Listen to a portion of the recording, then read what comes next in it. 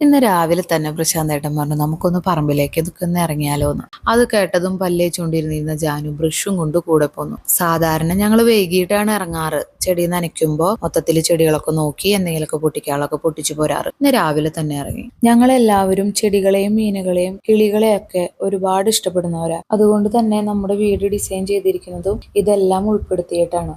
അങ്ങനെ നമ്മുടെ അക്വേറിയത്തിലെ ഫിഷിനും ഫൈറ്ററിനും ഒരു കോഴി പോണ്ട് ഉണ്ട്. അത് നെക്സ്റ്റ് വീഡിയോയിൽ ഉൾപ്പെടുത്താം. അവർക്കെല്ലാവർക്കും ഫീഡൊക്കെ കൊടുത്തു കഴിഞ്ഞപ്പോഴേക്കും ജാനുക്കുട്ടി കുളിച്ച് സുന്ദരിയായിട്ട് ഫുഡ് അടിക്കാൻ എത്തി. അങ്ങനെ ജാനുവിന് ഫുഡൊക്കെ കൊടുത്ത് ഞങ്ങൾ കുറച്ചു നേരം സംസാരിച്ചൊക്കെ ഇരുന്നു. നമിശിവ് ഇതുവരെ എഴുന്നേറ്റിട്ടില്ല കേട്ടോ. ഇന്ന് മുടക്ക് ദിവസമല്ലേ, അപ്പം ഞാൻ വിചാരിച്ചു കുറച്ചു നേരം കൂടി കിടന്നോട്ടേന്ന്.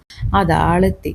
അങ്ങനെ ശിവവും ഭക്ഷണമൊക്കെ കഴിച്ചു കഴിഞ്ഞ് ഞങ്ങൾ കുറച്ചു നേരം മീശമാധവൻ മൂവി ഇരുന്ന് കണ്ടു. ഞാൻ എപ്പോഴും പാട്ടുകളൊക്കെ വെക്കുമ്പോഴേ ചില പാട്ട് കേൾക്കുമ്പോൾ അവർ പറയും എനിക്ക് ആ മൂവി കാണണം. അങ്ങനെ കണ്ടതാ മീശമാധവൻ. വൈകുന്നേരം ചെടികൾ നനയ്ക്കണ കൂട്ടത്തിൽ പ്രശാന്തേട്ടൻ കാറ് കഴുകലും കഴിഞ്ഞു. പൂശ്ശേരിക്കാവ് താലപ്പൊലിക്ക് പോയപ്പോൾ വാങ്ങിച്ച ബബിൾസ് ഗൺ ഉപയോഗിച്ചിട്ട് കുട്ടികൾ കളി തുടങ്ങി. ജാനുവിന്റെ ഒരു പിങ്ക് ഉണ്ടായിരുന്നു, അത് ജാനു നശിപ്പിച്ചു. ഇപ്പൊ അവന്റെ വെച്ചിട്ടാണ് കളിക്കുന്നത്. അങ്ങനെ കളിയൊക്കെ കഴിഞ്ഞ് ഗേറ്റ് ഒക്കെ അടച്ച് വീടിനുള്ളിലേക്ക് കയറി. അച്ഛൻ എന്തോ കഴിക്കണ കണ്ട് ജാനും ഓടി ചെന്നിരുന്ന് കഴിച്ചു.